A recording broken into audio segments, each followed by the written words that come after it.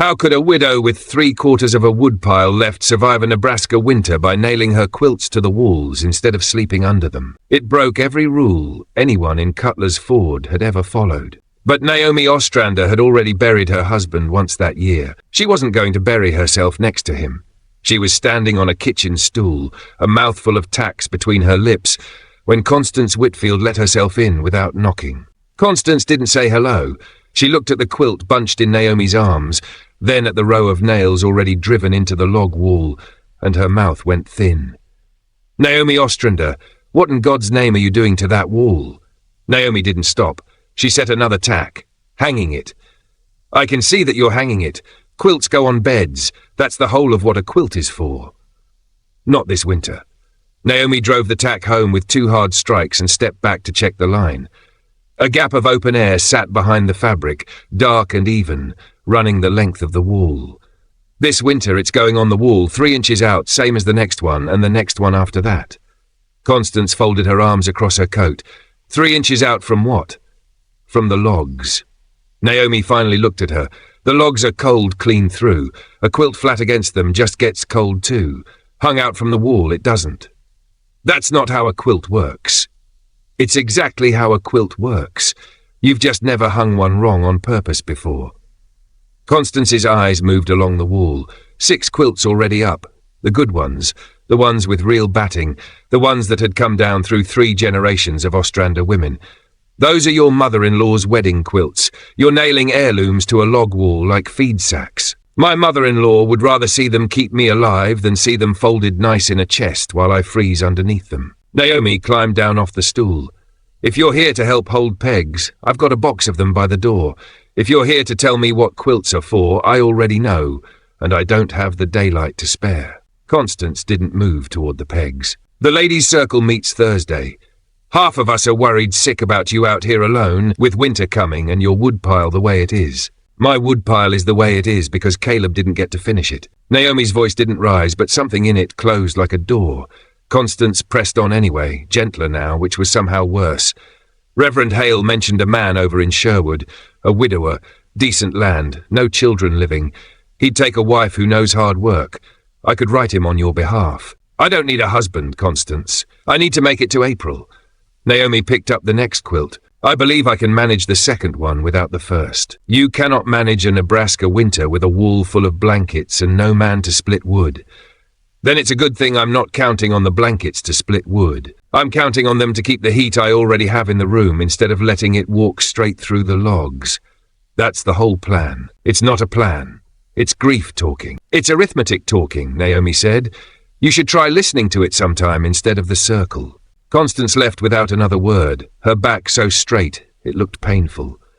Naomi watched her go and thought, not for the first time, that the woman's certainty would have frozen her solid by January if anyone had been fool enough to follow her advice. If you want to see exactly how wrong Constance turns out to be, and by how much, stay through the next few minutes. The number that proves it is coming, and it's not small. And before we go further, if you're the type who likes stories like this one, hit subscribe and drop the name of your hometown in the comments. It genuinely helps this reach more people, and I read every one. Caleb Ostrander had died in October, 3 weeks before the first hard frost. He'd been dragging a felled cottonwood off the creek ice when it gave beneath him. He came up soaked to the collarbone in water that was already close to freezing, walked the half-mile home shivering, and never fully got warm again. The fever set in on the 2nd night. By the 5th day it had taken him. Naomi was left with a quarter-finished woodpile, 160 acres she had to prove up by spring or lose outright, and a settlement full of neighbours who had already decided how her story ended. Widows sold their claims. Widows moved in with kin back east. Widows remarried before the ground froze, because a woman alone on the prairie was, in everyone's telling, a woman who wouldn't last. Naomi had no intention of being anyone's cautionary tale. What she had instead was a woodpile that would run out around the 2nd week of January if she burned the way Caleb used to burn. A fire kept roaring from dawn to midnight, because Caleb had never once worried about how much wood there was, only about how cold it was outside. Naomi didn't have that luxury. She sat at her kitchen table with a candle and did the sums twice, hoping she'd made an error the first time. She hadn't. She needed the cabin to hold heat instead of just making it. She didn't know how to do that, but she knew someone who might. Frau Greta Voss lived at the far edge of Cutler's Ford, past the last fence line, in a soddy she'd built with her own hands after her husband died of typhoid 4 years back. She spoke English with a heavy accent that made most of the settlement impatient, and she talked, when given the chance, at great length about winters in Pomerania that nobody in Nebraska cared to hear about. Most people crossed the road rather than get pulled into one of her stories. Naomi didn't cross the road. She had nowhere better to be, and nothing left to lose by listening. She found Greta patching a feed sack on her step and asked her plainly how the old country kept a house warm on less wood than a Nebraska cabin burned in a week. Greta looked at her for a long moment, the way a person looks at someone finally asking the right question, and set the feed sack aside. Air does not carry heat away by itself, Greta said. Air that moves, that steals warmth and runs off with it. But air that is trapped, that cannot go anywhere, it does the opposite. It holds the warmth where it is. It becomes like a second wall. This was the piece Naomi had been missing. Trapped air, unable to circulate, stopped heat from crossing through it. Moving air stole warmth. Still air guarded it. Greta called it dead air. Air with nowhere to go, doing nothing, and in doing nothing, doing everything a stove couldn't. Hang a curtain 3 inches off a cold wall, Greta said, and the air caught behind it goes still. The cold from the wall reaches that still air and stops there. It cannot cross it. Your room stays warm on the other side. Naomi looked at her own cabin differently after that. The log walls were chinked with mud and prairie grass, but the chinking had shrunk and cracked over 2 dry summers, and wind came through the gaps in thin, cold threads she could feel against her wrist if she held it near the wall. More mud would help eventually, but mud needed weeks to cure properly, and winter wasn't giving her weeks. A quilt pressed flat against a log wall would do almost nothing. It would simply get cold itself and pass that cold along, the same as a wet coat pressed to skin. But a quilt held 3 inches proud of the wall, with a pocket of dead air trapped behind it, was a different thing entirely. That she could build in 2 days with what she already owned. The hanging took 2 full days. Naomi drove wooden pegs into the log walls at shoulder height, spaced 1.5 feet apart, and ran cord between them to hold each quilt exactly 3 inches from the timber, close enough to trap the air, far enough that the fabric never touched the cold wood behind it. She used every quilt in the house, the 2 her mother-in-law had pieced before her own wedding, the double wedding ring quilt Naomi's own mother had sent west with her, even the plain wool one she and Caleb had bought second-hand their first winter married, back when neither of them had 2 coins to spare. She made choices about where each one went. The north wall, which took the worst of the wind coming down off the Dakota line with nothing to break it, got the 2 heaviest quilts, thick with old wool batting. The east and west walls got lighter ones. The south wall had her only window, so she chose a quilt she could pull back each morning to let in whatever sun the season offered, and drop again each evening once the light went. Around the door frame, where the worst drafts came through, she packed strips cut from a worn-out coat into the gaps like a gasket, and then hung a second, heavier curtain a full 3 feet inside the door. An airlock, the way Greta described the entryways of the houses she'd grown up in, so that any cold air that beat its way past the first curtain met a second wall of still air before it ever reached the room. By the time she finished, the cabin looked like nothing anyone in Cutler's Ford had ever seen a home look like. Quilts hung where windows should be, and where there weren't any windows at all. A curtain hung inside a doorway that already had a door. It looked, Naomi thought, a little unhinged. She lit the stove anyway and sat down to find out if unhinged was also correct. Within the hour she felt it. Not a little less cold, actually warm. Warm enough to shed her shawl and sit at the table in her sleeves. Warm enough that she didn't reach for the poker every 20 minutes out of habit. The quilts hung still on their cords, and behind each one, exactly as Greta had promised. A cushion of dead air was holding the heat in the room, instead of letting the log walls drink it away into the dark. She banked the stove low before bed, bracing herself for the same cold jolt that had woken her every night since Caleb died. Instead, she woke to a room that was still comfortable, a fire that had burned gently through the night instead of dying to nothing by 2 in the morning. She would need less wood. How much less, she didn't yet know. What she didn't know yet either was how the rest of Cutler's Ford was going to take the news. Stay close. That part turns ugly before it turns satisfying, and the number that finally silences the whole settlement is only a few minutes away. Word travels fast in a place with only one church and one store. Within a week, everyone from the mill to the mercantile had heard about the Ostrander widow and her wall full of quilts. Women talked about it over the counter while they waited for flour. They talked about it after service, in low voices that weren't quite low enough. And Constance Whitfield made certain the story lost nothing in the telling. "She's hung her mother-in-law's wedding quilts on the walls like curtains," Constance told anyone who'd stand still long enough. "Grief does strange things to a woman's judgment. I fear for her when January comes. I truly do." December came and went. Naomi didn't freeze. Her woodpile, which by her own reckoning should have been half gone, had barely dropped. January arrived, and then the coldest stretch of February anyone could remember, with the well pump freezing solid 2 mornings running, and still Naomi Ostrander was burning less than half what she'd burned the winter before, when Caleb had kept the stove roaring around the clock. Constance decided to see for herself one bitter February afternoon, riding out in the Reverend's sleigh, wrapped in enough wool to pass for a hay bale. She found Naomi outside splitting kindling in a plain wool dress and a shawl thin enough to see her hand through. Constance had spent 3 months telling the settlement this woman would be dead of cold or crawling back to town by Christmas. Instead, it was the dead of winter, and Naomi was standing in the yard looking barely bothered by it. Constance followed her inside, and the warmth hit her like stepping too close to an open oven. The room was easy, comfortable, almost soft with heat, the kind of warmth she associated with the parsonage, where 2 stoves ran from morning to night.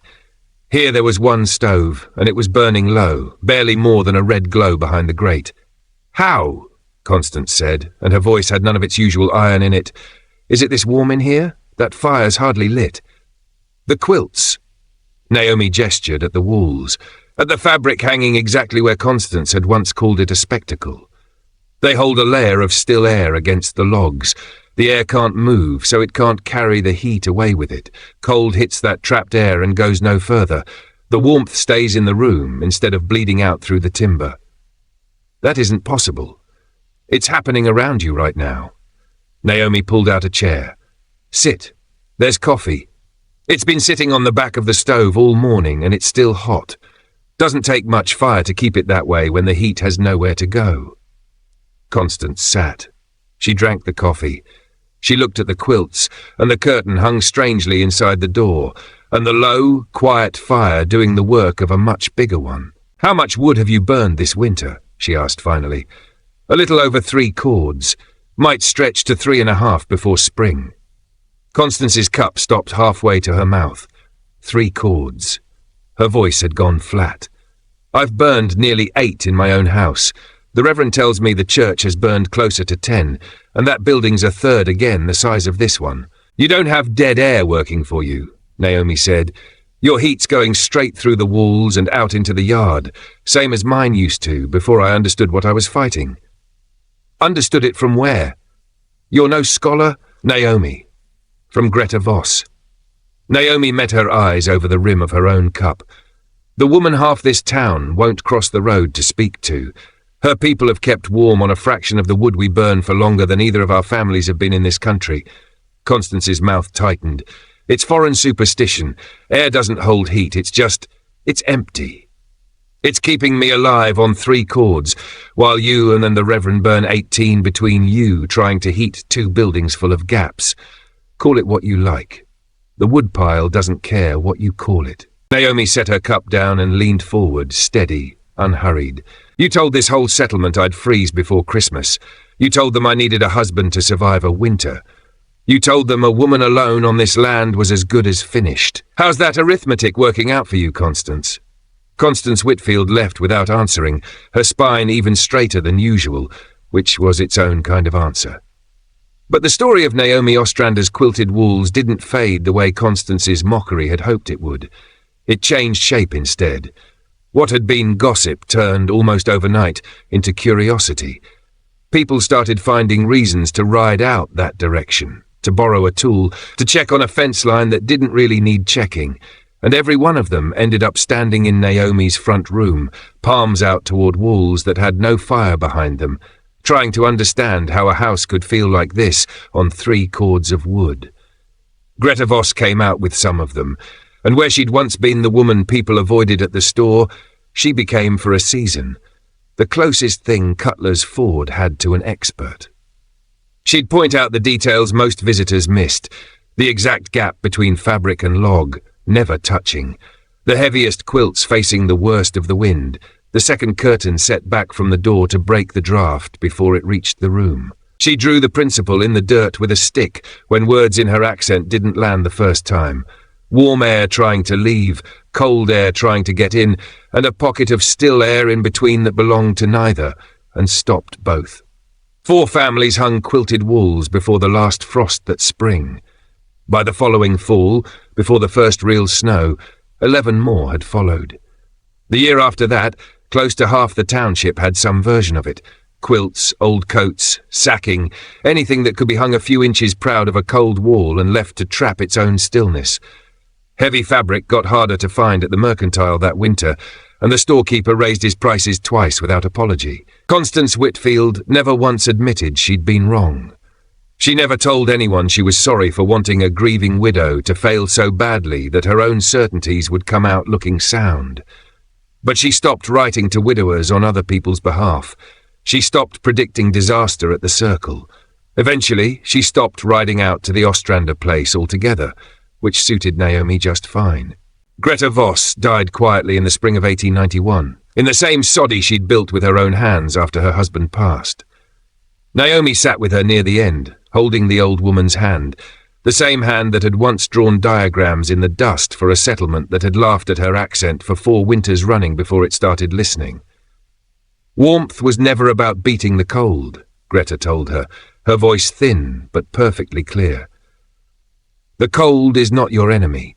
It is only a fact, same as the rain, same as the sun. You do not fight a fact. You learn where it wants to go, and you put something in its way. She paused, breath rattling gently. Still air, air that does nothing. And in doing nothing, it does everything. She smiled, silver hair loose against the pillow. You did well, Naomi. Better than I thought you would that first winter. Now you go on and teach the rest of them. Naomi Ostrander stayed on that Nebraska claim for another 41 years. She remarried in 1893. A widower named Thomas Bell, who'd first ridden out to see the quilted walls everyone in 3 counties was talking about, and stayed because of the woman who'd hung them. They raised 4 children in that house, every one of them growing up under walls that trapped the cold before it ever reached them, in rooms that stayed warm on a fire that never had to roar. Methods spread beyond Cutler's Ford, beyond the county, eventually beyond Nebraska altogether, carried west and north by families who'd seen it work and had no reason to keep it to themselves. People gave it different names in different places.